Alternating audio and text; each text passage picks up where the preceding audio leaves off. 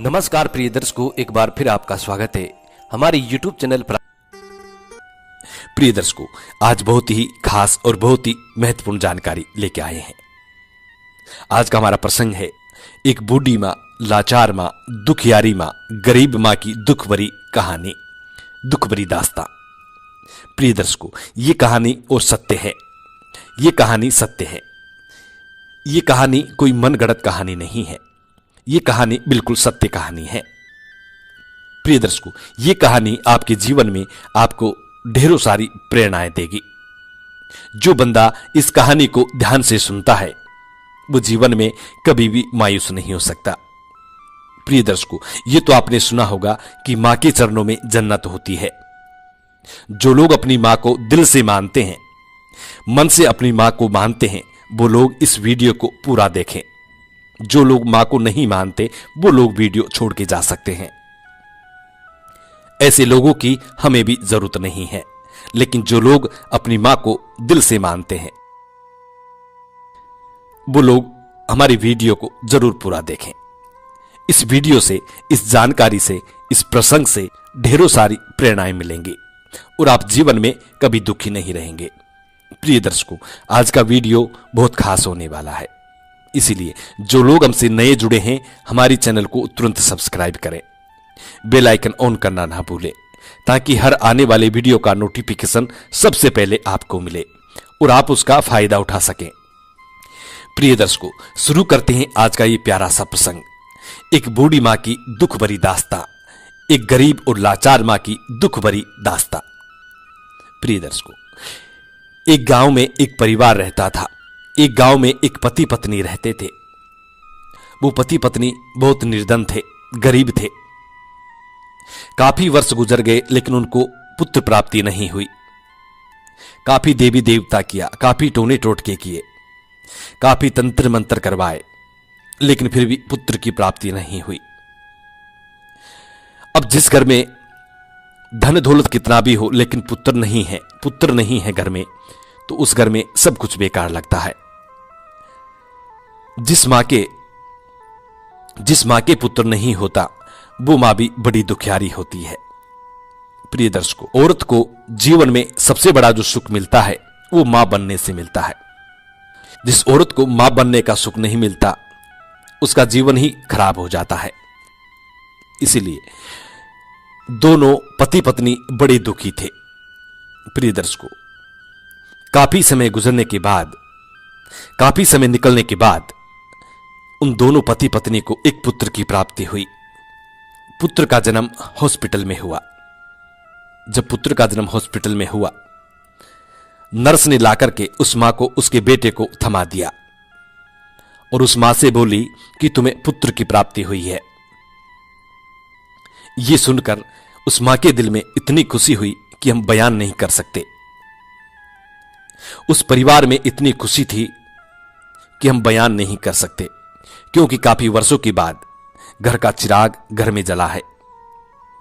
प्रिय दर्शकों, इतनी खुशी थी कि बयान नहीं कर सकते। पति पत्नी इतने खुशी थे कि हम बयान नहीं कर सकते। लेकिन कुछ ही क्षणों बाद नर्स वापस बोलती है कि माता जी, तुम्हें पुत्र की तो प्राप्ति हुई ही है, लेकिन तुम्हारा पुत्र ठीक नहीं है। मां बोलती है, नर्स बहन, क्या बात है? ऐसा क्या हो गया कि मेरा पुत्र ठीक नहीं है? नर्स कहती है कि तुम्हारे पुत्र के एक आंख नहीं है, सिर्फ एक ही आंख है। ये एक आंख से काना है। मां का दिल टूट जाता है। मां कहती है, चलो कोई बात नहीं, एक आंख तो है, लेकिन है तो मेरा कलेजे का टूक, है तो मेरा कलेजे का टूक। प्रिय दर्शकों, मां की आत्मा इतनी होती है कि मां अपने बच्चों को सदैव सीने से लगाए रखती हैं। बच्चा चाहे कितना भी गलत काम कर दे, कितना भी बुरा कर दे, लेकिन मां अपने बच्चे को हमेशा सीने से लगाए रखती है। प्रिय दर्शकों, इतना कहने के बाद मां अपने बच्चे को सीने से लगा लेती है, कहती है, ये तो मेरा कलेजे का टूक है। प्रिय दर्शकों, मां अपने बच्चे को सीने से लिपटा लेती हैं, अपने आंचल में छुपा लेती हैं और कहती हैं यही तो मेरा जीवन का सहारा है, यही मेरी आशा है, यही मेरे बुढ़ापे की लाठी है, इसके सहारे तो मुझे जीना है। प्रिय दर्शकों, मां अपने बच्चे को आंचल में छुपा लेती हैं और कुछ अंदर में दिल में दर्द भी होता है। कहती है, यदि मेरे बच्चे के दोनों आंख होती तो बहुत प्यारा लगता, बहुत ही सुंदर लगता। फिर भी मेरा बच्चा बहुत सुंदर है। इस तरीके से अपने बच्चे को लाड प्यार करती। नर्स बहन कहती है उस मां से कि मां, तुम्हारे बच्चे के दोनों आंख लग सकती हैं। मां ने कहा, वो कैसे? कि तुम दोनों पति पत्नियों में से एक आंख किसी को डोनेशन करनी पड़ेगी, यानी देनी पड़ेगी। यदि तुम दोनों में से कोई अपनी एक आंख देता है तो आंख तुम्हारे बच्चे में लग सकती है और तुम्हारे बच्चे का जीवन, तुम्हारे बच्चे का भविष्य बिल्कुल सही हो सकता है। प्रिय दर्शकों, पिता नकार जाता है। पिता कहता है, यदि मेरे बच्चे की एक आंख है तो एक ही सही, जो ऊपर वाले ने इसको एक आंख दी है तो एक ही सही है। हम दोनों पति पत्नी अपनी आंख नहीं देंगे। लेकिन मां का दिल बड़ा कोमल होता है। प्रिय दर्शकों, मां का दिल बड़ा कोमल होता है। मां उस नर्स को बुला के कहती है, नर्स बहन, मैं अपनी एक आंख दे सकती हूं यदि मेरा बच्चे का भविष्य ठीक हो जाए तो, मेरे बच्चे की दूसरी आंख लग सकती है तो। दूसरी आंख लगने के बाद मेरा बच्चा बड़ा ही सुंदर लगेगा और इसका जीवन बड़ा ही सुखमय होगा। प्रिय दर्शकों, मां नर्स को कहती है कि आप मेरी ऑपरेशन करके एक आंख निकाल लीजिए और मेरे बच्चे के दोनों आंख ठीक कर दीजिए। उस मां का ऑपरेशन करके डॉक्टर लोग आंख निकाल लेते हैं। अब वो मैया काणी हो चुकी है और उस बच्चे को दूसरी आंख भी लगा दी जाती है। अब बच्चे के दोनों आंख बिल्कुल ठीक हैं। प्रिय दर्शकों, समय की बात है, कुछ ही महीने बाद उस मां का पति गुजर जाता है। वो बच्चा अनाथ हो जाता है। उस बच्चे के सर से पिता का साया उठ जाता है। अब जिस महिला के भरी जवानी में छोटा सा गोद में बच्चा हो और उसका यदि पति गुजर जाए तो उस महिला का जीवन कैसा होगा, ये तो आप जान ही सकते हैं। प्रिय दर्शकों, गरीबी अलग, लाचारी अलग, जवान महिला, गोद में छोटा बच्चा। अब उसका पति गुजर गया। अब वो महिला बहुत दुखी हो गई। लेकिन फिर भी कैसे तैसे हिम्मत करके और जीने का अपने बच्चे को सहारा बनाया। सोचने लगी, मेरे बच्चे का अच्छे से लालन पालन करूंगी, अच्छे से पढ़ाऊंगी लिखाऊंगी, मैं खुद मेहनत मजदूरी करूंगी, लेकिन मेरे बच्चे को पढ़ा लिखा करके बड़ा आदमी बनाऊंगी। प्रिय दर्शकों, यही सोचकर अपने सीने पे पत्थर रख करके और जीने की आशा शुरू करती है। प्रिय दर्शकों, घर घर में बर्तन मांजती, घर घर में काम करती, अपने बच्चे को किसी चीज की कभी कोई कमी नहीं होने देती। अच्छे अच्छे खिलौने, अच्छे अच्छे कपड़े, अच्छे अच्छे खिलौने अपने बच्चे को एडवांस में रखती। प्रिय दर्शकों, मां रात भर काम करती, दिन भर काम करती, हजारों घरों में काम करती और अपने बच्चे को बड़ी खुशी रखने की कोशिश करती। खुद दुख पा लेती लेकिन अपने बच्चे को कभी दुख नहीं देती। जब बच्चा थोड़ा बड़ा हुआ तो बच्चे का इंग्लिश मीडियम स्कूल में दाखिला करवा दिया। जब मां अपने बच्चे को लेकर के इंग्लिश मीडियम स्कूल में जाती है तो वहां के गार्डमैन और टीचर लोग देखते हैं कि मां के फटे हुए कपड़े हैं, काली कलूटी है, बहुत गरीब है, निर्धन है, लेकिन बच्चा सुंदर है। टीचर लोग कहते हैं, मैया इस स्कूल में सिर्फ पैसे वाले लोगों के ही बच्चे पढ़ते हैं, क्या आप इतनी फीस हमारे स्कूल में जमा करा पाएंगी? प्रिय दर्शकों, मां कहती है, मैं मेहनत मजदूरी करूंगी, मैं कुछ भी करूंगी, अपने बच्चे की फीस मैं जरूर जमा करवाऊंगी। मेरे बच्चे को पढ़ा लिखा कर मुझे कलेक्टर बनाना है, बड़ा आदमी बनाना है, इसीलिए मेरे बच्चे को मैं इंग्लिश मीडियम स्कूल में ही पढ़ाऊंगी। प्रिय दर्शकों, बच्चे का स्कूल में दाखिला हो जाता है। मां दिन भर मेहनत करती, दिन भर परिश्रम करती और अपने बच्चे की फीस जमा करवाती, अच्छे अच्छे कपड़े लाके देती। प्रिय दर्शकों, अपने बच्चे को मां को यह आशा थी कि मेरा बच्चा एक दिन पढ़ लिख करके बड़ा आदमी बनेगा, कलेक्टर बनेगा। इसी आशा में मां रातों रातों काम करती, हजारों घरों में काम करती और अपने बच्चे को पढ़ाती। जब बच्चा पढ़ता हुआ, थोड़ा बड़ा हुआ, तो मां रोज बच्चे को लेने के लिए जाती और छोड़ने के लिए जाया करती थी। स्कूल से बच्चे को लाने के लिए जाती और स्कूल से छोड़ने के लिए जाती।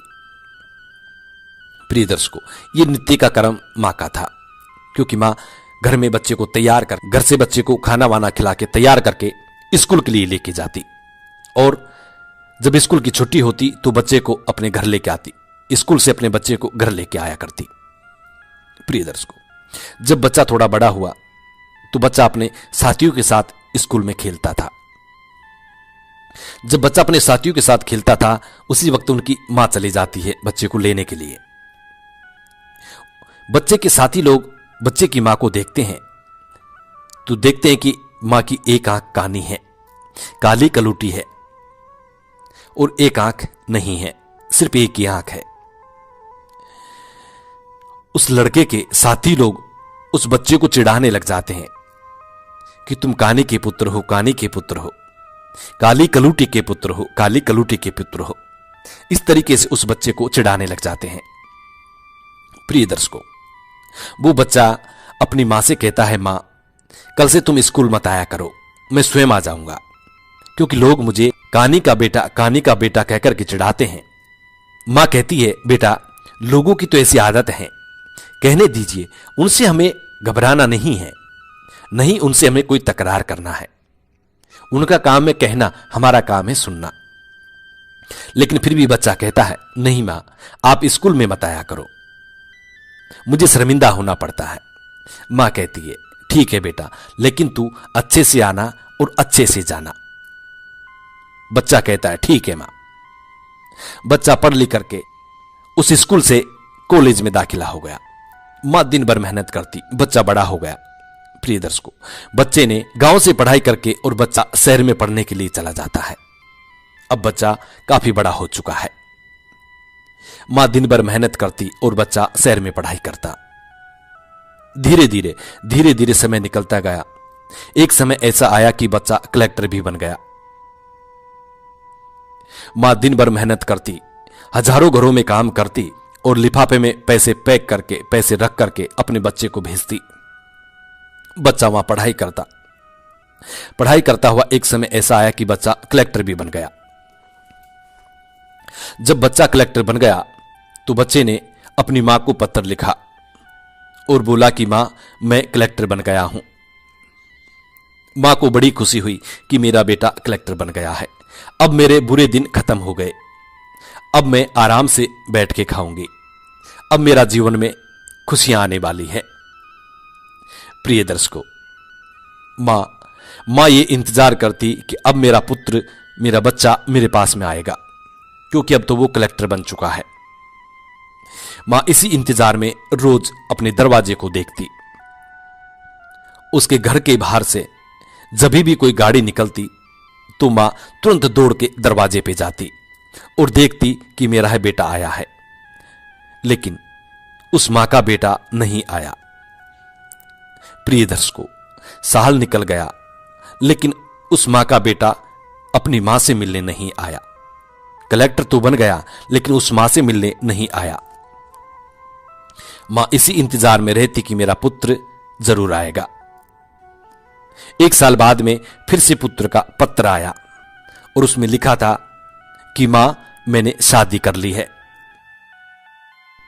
प्रिय दर्शकों, उस पत्र को पढ़ने के बाद मां का दिल मां के आंखों से आंसुओं की धारा बहने लगी। मां कहने लगी, हे ऊपर वाले, ऐसा कौन सा मैंने कर्म किया है, मेरा एक ही तो पुत्र है। बड़े अरमान थे कि मैं अपने पुत्र की बड़ी धूमधाम से शादी करूंगी, अपनी बहू को घर लेके आऊंगी, लेकिन मेरे पुत्र ने अपने आप ही शादी कर ली। फिर भी मां अपने दिल को समझाती है और कहती है कि अब तो मेरे पुत्र ने शादी कर ली है, अब तो वो मेरे को लेने के लिए जरूर आएगा। फिर से वही आशा जगा के बैठ जाती है।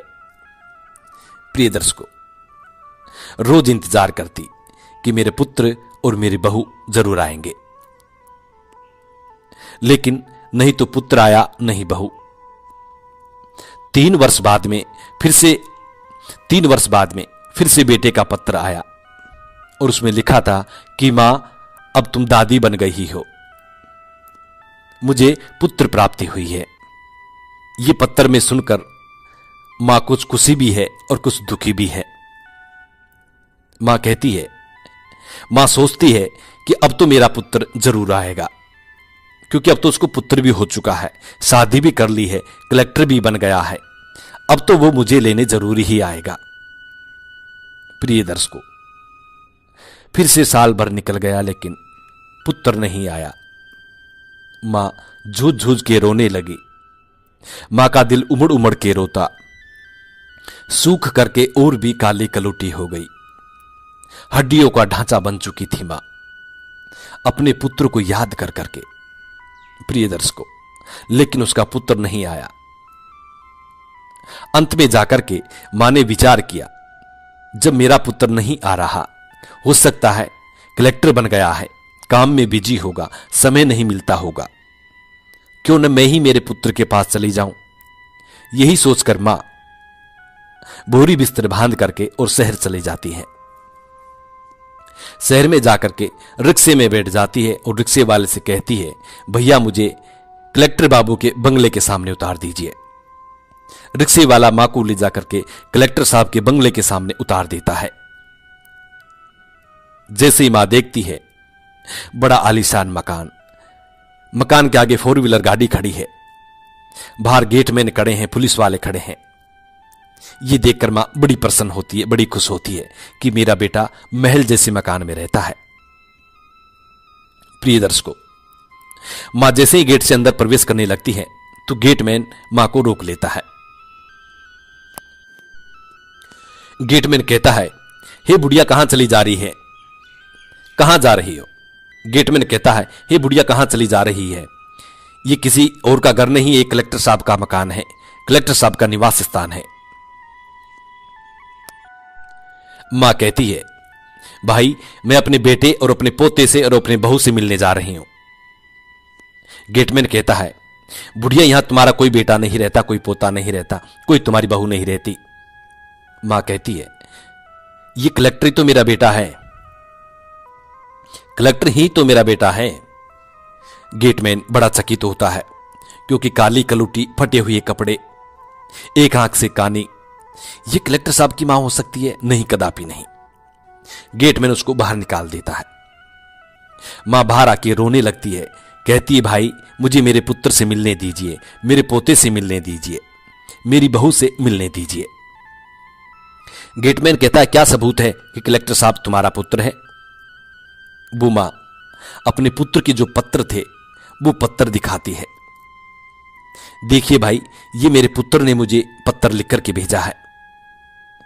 गेटमैन जब भी पत्र को अलट पलट के देखता है तो वास्तविकता में ही कलेक्टर साहब के पत्र थे। गेटमैन कहता है कि सीधी चली जाओ, ऊपरली मंजिल पे कलेक्टर साहब रहते हैं। मां सीधी दौड़ी दौड़ी जाती है, सामान को नीचे रख देती है, सोचती है कि पहले पोते से मिलूं या बहू से या पुत्र से। प्रिय दर्शकों, सामान को जल्दीबाजी में नीचे छोड़ करके और सीधी ऊपर चली जाती है। माताजी की जो बहू थी वो रसोई घर में काम कर रही थी। जैसे ही ऊपर पहुंची, देखा कि सामने बच्चा पालने में झूल रहा है। मां ने जाते ही सीधे बच्चे को उठा करके अपने सीने से लगा लिया, पोते को उठा करके अपने सीने से लगा लिया। जैसे ही मां ने बच्चे को गोदी में उठाया तो बच्चा जोर जोर से रोने लगा। बच्चे की रोने की आवाज सुन करके बच्चे की मां रसोई से निकल करके आती है और देखती है कि किसी काली कलुटी कानी महिला ने उस बच्चे को गोद में उठा रखा है। उधर से बच्चे का पिता भी बच्चे की रोने की आवाज सुन करके दौड़े चले आते हैं। अपनी मां को देख करके कलेक्टर के पांव तले जमीन खिसक जाती है। कलेक्टर की बीवी पूछती है कि तुम कौन हो बुढ़िया और यहां कैसे चली आई? तुम्हें गेटमैन ने रोका नहीं? मां कहती है कि मैं तुम्हारी सास हूं और यह बच्चा मेरा पोता है। मैं तुम्हारे कलेक्टर की मां हूं। लेकिन वो अपने पति से पूछती है, क्यों जी, ये तुम्हारी मां है? ऐसी है तुम्हारी मां? ऐसे परिवार से निकल के आए हो? प्रिय दर्शकों, काफी देर ऐसे चलता रहता है। काफी देर के बाद कलेक्टर साहब इनकार कर देते हैं, कहते हैं कि ये मेरी मां नहीं है। इतना सुनने के बाद उस मां के दिल से उस मां का दिल टूट जाता है और आंसुओं की धार बहने लगती है। कलेक्टर साहब मां को धक्का मार करके घर से बाहर निकाल देते हैं। मां रोती हुई, बिलखती हुई घर से बाहर निकल जाती है। प्रिय दर्शकों, जितने भी खिलौने, जितने भी सामान अपने पोते के लिए सजा के लेके गई थी, सारे अरमान टूट गए। मां गेट से बाहर निकलती है और गेटमैन से कहती है, ए भाई, मुझे एक पत्र लिख सकते हो? गेटमैन ने कहा, ठीक है माताजी, पत्र लिख दूंगा। मां बोलती गई और गेटमैन लिखता गया। उस पत्र को हाथ में लेकर के मां नीचे वाली जो बैठक थी कलेक्टर साहब की, नीचे की जो बैठक थी, उस बैठक में एक पंखा लगा हुआ था, उसमें जाकर के और अपनी साड़ी से फंदा लगा करके पत्र हाथ में लेकर के और लटक जाती है। क्योंकि बेटे के घर से बाहर निकालने के बाद मां के सारे अरमान टूट गए थे। मां सोचने लगी कि एक ही तो मेरा सहारा था जीने का, इसी के सहारे तो मैं जीना चाहती थी। जब वही मुझसे दूर हो गया, वही मुझसे छूट गया, तो अब जीने का कोई हक नहीं है।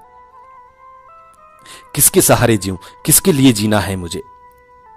एक ही सहारा था, जब वही नहीं रहा, जब वो सहारा ही नहीं रहा, तो जीने का कोई अर्थ नहीं है। प्रिय दर्शकों, यही सोचकर मां झुरझुर रोती, आंखों से आंसुओं की धार बहती और अपने दिल को झंझोरती झंझोरती कलेक्टर साहब की बैठक रूम में जाती है और पंखे के लटक के फंदा लगा लेती है। हाथ में पत्थर है।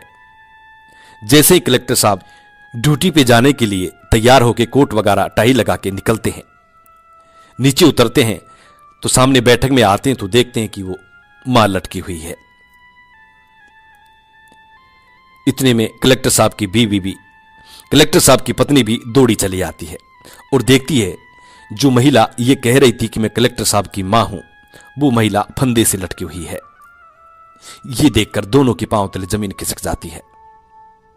कलेक्टर की बीवी फिर पूछती है, क्यों जी, आपने झूठ क्यों बोला? ये तुम्हारी मां है। कलेक्टर फिर मना कर देता है, नहीं, ये मेरी मां नहीं है। प्रिय दर्शकों, उस मां के हाथ में जो पत्र था उसको कलेक्टर की बीवी हाथ में लेती है और उसको पढ़ने लगती है। उसमें लिखा हुआ था कि बेटा, तू मेरी शकल से नफरत करता है, मेरे रंग रूप से नफरत करता है। इसका कारण है ये जो मेरी एक आंख कानी है, ये आंख कानी भी तुम्हारी वजह से हुई है। तुम जब पैदा हुए थे, तुम्हारी एक आंख थी, तुम काने थे। मैंने अपनी एक आंख दे करके तुम्हें दोनों आंख दी हैं। और ये जो मेरा बदन सूख करके कांटा हो रहा है, मैं काली कलटी हो रही हूं, ये मेहनत की वजह से है बेटा। इतनी मेहनत की है मैंने तुम्हें पढ़ाने के लिए, तुम्हें लिखाने के लिए, तुम्हें नौकरी लगाने के लिए। इसी मेहनत की वजह से आज मेरा शरीर सूख करके कांटा हो गया और तुम्हारी वजह से ही मुझे एक आंख खोनी पड़ी। और आज तुमने ही मुझे दुधगार के घर से बाहर निकाल दिया, तो मेरा जीने का कोई सहारा ही नहीं है। किसके सहारे जीऊं? इसलिए मैं फंदा लगा करके और आत्महत्या कर रही हूं। प्रिय दर्शकों, जब कलेक्टर की महिला इस पत्र को पढ़ती है तो पांवों तले जमीन खिसक जाती है। कलेक्टर की महिला कहती है, अरे बेवकूफ इंसान, तू दौलत के नशे में, अपनी नौकरी के नशे में अपनी मां को भूल गया। अरे तेरा जैसा तुच्छ इंसान कौन होगा दुनिया में? तेरा जैसा बदनसीब इस दुनिया में कौन होगा? वो महिला अपने पति को बुरी भली खरी खोटी सुनाती है। कलेक्टर का मुंह बंद हो चुका था। कलेक्टर सांस नहीं ले पा रहा था। अब कहे तो क्या कहे। प्रिय दर्शकों, उस महिला ने, उस बहू ने उस मां को नीचे उतारकर दाग संस्कार अपने स्वयं हाथों से किया। उस कलेक्टर को हाथ तक नहीं लगाने दिया। उस मां की बहू, उस कलेक्टर की पत्नी उस कलेक्टर को छोड़ करके चली जाती है, अपने बच्चे को लेकर के चली जाती है। प्रिय दर्शकों, वो कलेक्टर का जीवन बर्बाद होता है, उसकी नौकरी चली जाती है, कलेक्टर से रोड पे आ जाता है, भिखारी बन जाता है, भीख मांग के अपना जीवन व्यतीत करता है। प्रिय दर्शकों, बुरे कर्म के बुरे नतीजे होते हैं। प्रिय दर्शकों, ये कहानी सत्य है। मां के चरणों में जन्नत होती है। प्रिय दर्शकों, मां की सेवा जरूर करना, मां को कभी भी दुख मत देना। यदि आप जीवन में सुख, समृद्धि, यश, वैभव की प्राप्ति चाहते हैं तो अपनी मां को कभी दुख मत देना। हो सके तो दूसरी मां की भी सहायता करें। हम उम्मीद करते हैं आज की ये हमारी जानकारी आपको जरूर पसंद आई होगी। जी नमस्कार, धन्यवाद।